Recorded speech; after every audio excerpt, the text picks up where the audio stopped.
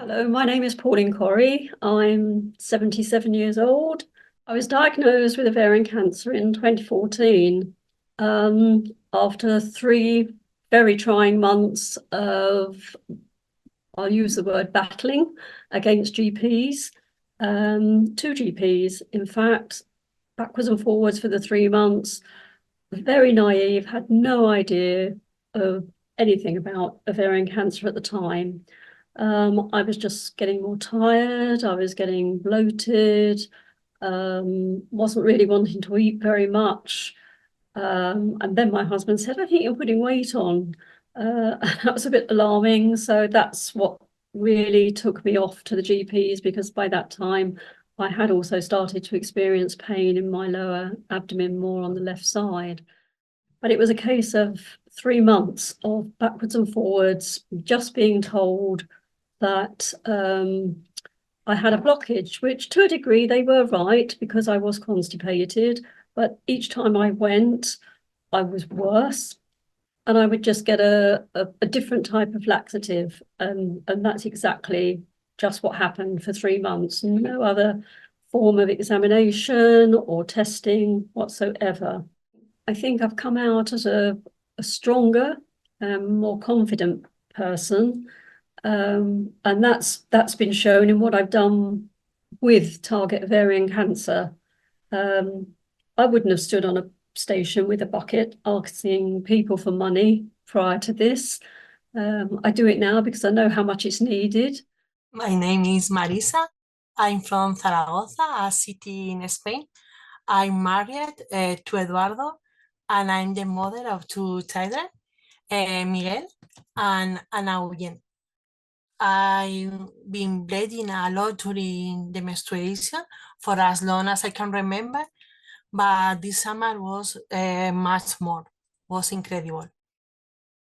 Since we were going to look for our adoption son in Vietnam, Eduardo, my husband, insisted that I go to a doctor first because it wasn't normal. The doctor did tests on me, and my tumoral markers through the roof were through the roof. And I remember when in the ultrasound, the gynecologist told me, "Okay, forget about motherhood. You have cancer." My husband and I had completely lost hope in being able to continue with the adoption process. I remember how when the hair started to grow after chemo, and my son told me, "You already have hair. We can try to grow other things." He insisted and insisted and insisted so much that we decided to talk to the childhood department of our city, of our region. We thought that they told us that it was not possible. Our surprise was when they told us the cancer didn't mean a no to adoption. Hope should never, never, never be lost. You have to try and fight for it. Hello, my name is Relonda McGee. I am from Oakland, California.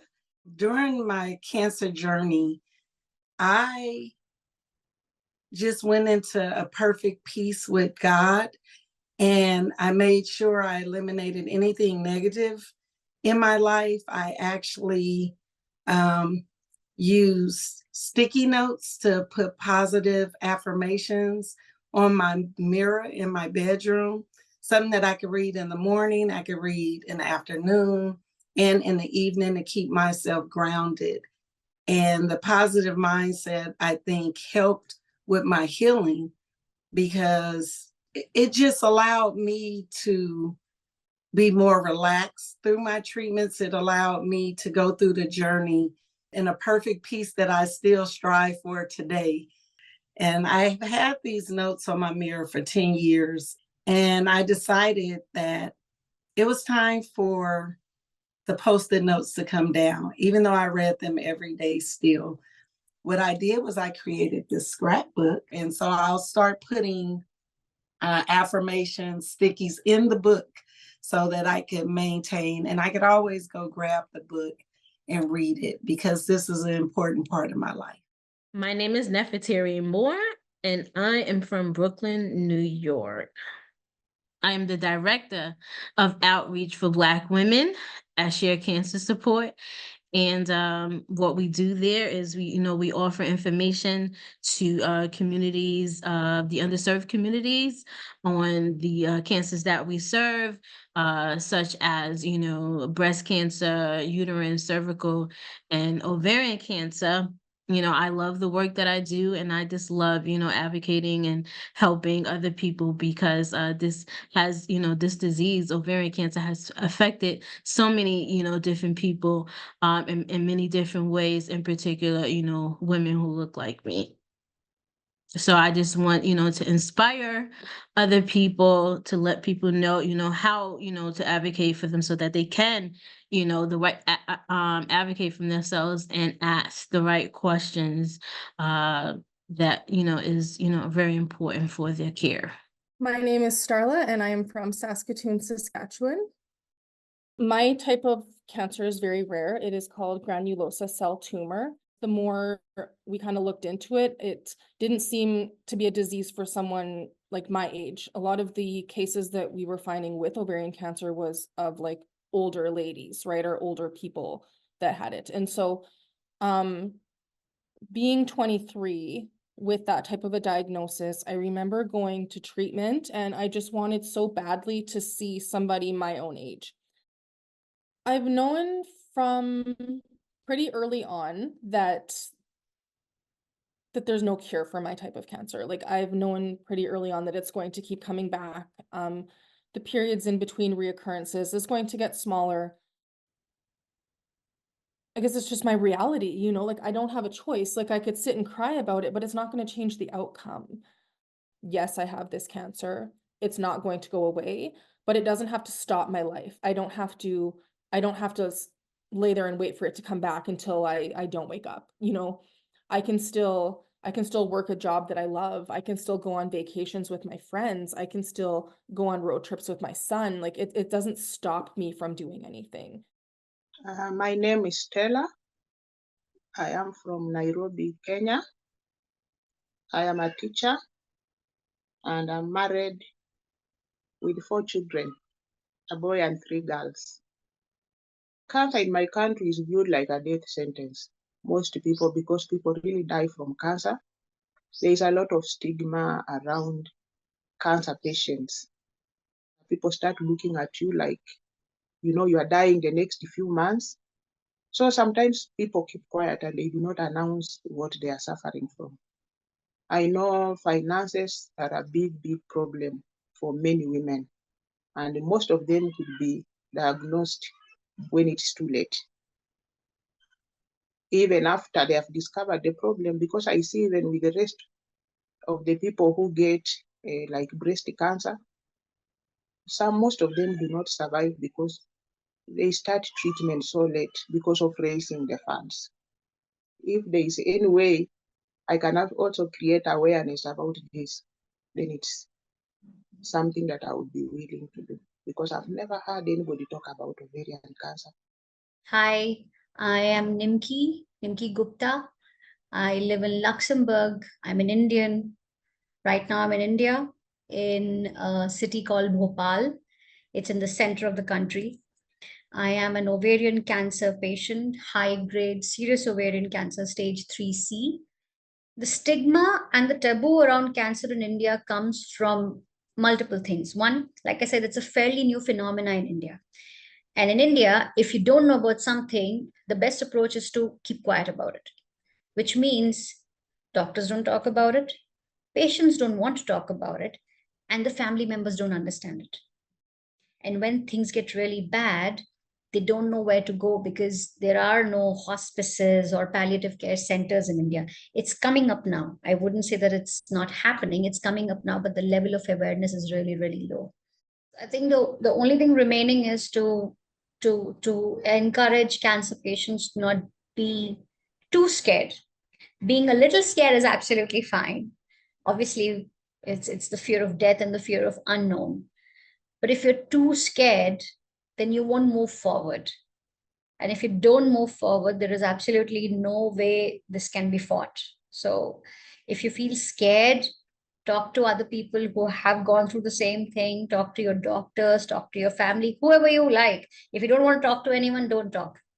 Get a therapist. I have a therapist. Helps a ton. Therapy is amazing. Pamper yourself, but it is absolutely essential to move beyond that fear. I am Milagro Cuniverti. I am from Cordoba, Argentina, and I'm 27 years old. It's a very tough moment, but it's a moment where you learn a lot.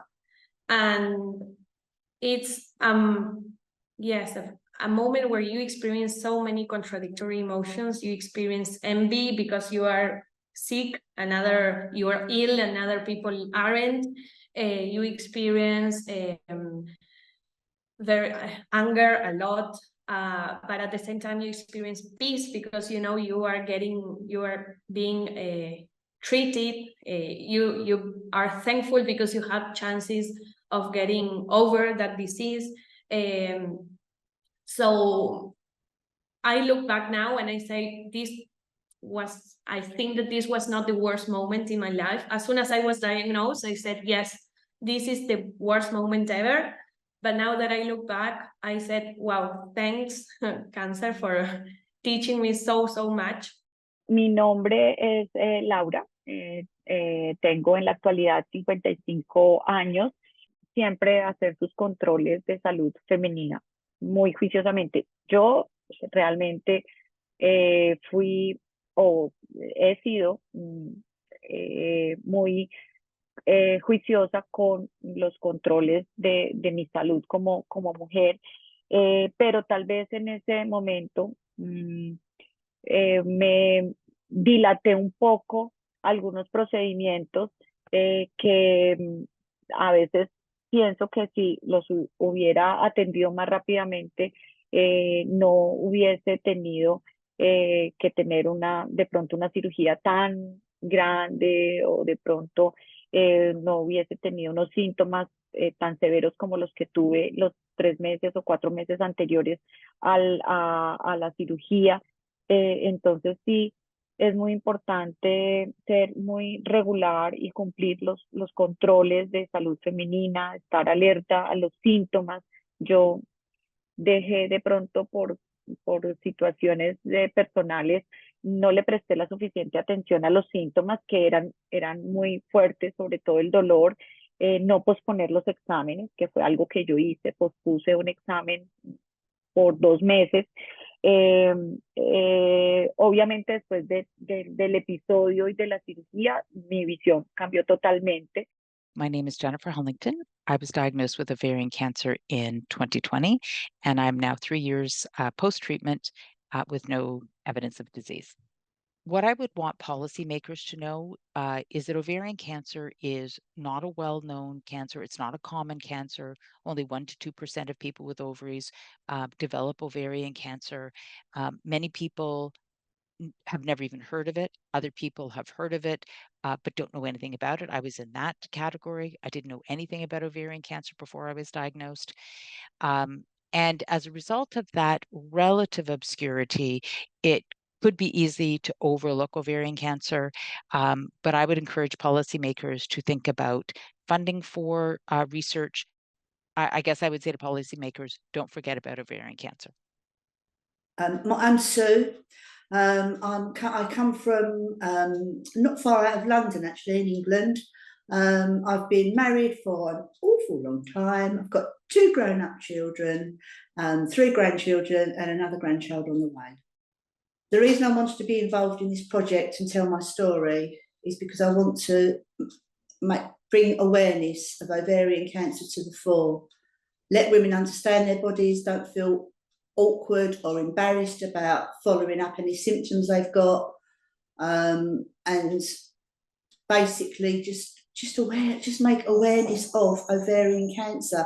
It's like it's a cancer that's kind of like been swept under the carpet, and I feel like we're the forgotten ladies, and I for one will not be a forgotten lady.